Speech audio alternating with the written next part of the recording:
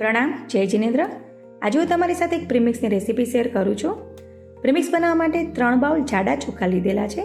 તમે જીરાસર, પરિમલ, ખીચડિયા કોઈ પણ ચોખાનો અહીં યુઝ કરી શકો છો। તેની સાથે 1 બાઉલ અડદની દાળ લીધેલી છે। પ્રીમિક્સ બનાવવા માટે બાસમતી ચોખાનો યુઝ ન કરવો।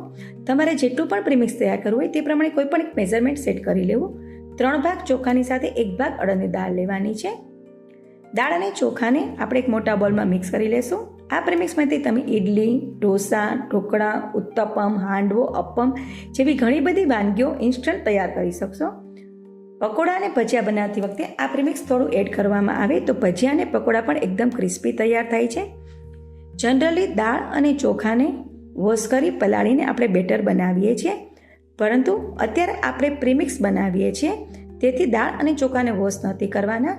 તેને આ રીતે નેકપિન ઉપર લઈને તેને સાફ કરી લેવાના છે, જેથી તેની ઉપર કોઈ પણ જાતના ડસ્ટ લાગેલા હોય તો તે રિમૂવ થઈ જાય અને આપણું પ્રીમિક્સ એકદમ હેલ્ધી તૈયાર થાય।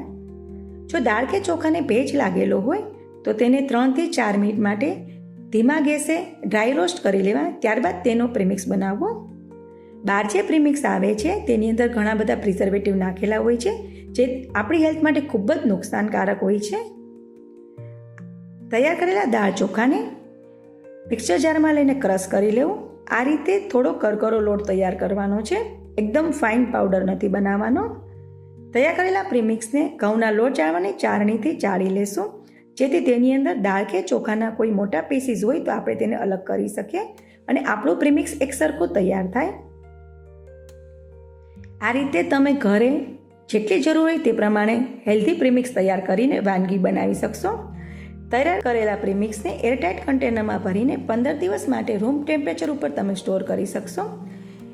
નેક્સ્ટ વિડીયોમાં આ જ પ્રીમિક્સનો યુઝ કરીને નવી વાનગીઓ બનાવવાના વિડીયો શેર કરીશ। Thank you for watching. પ્રણામ।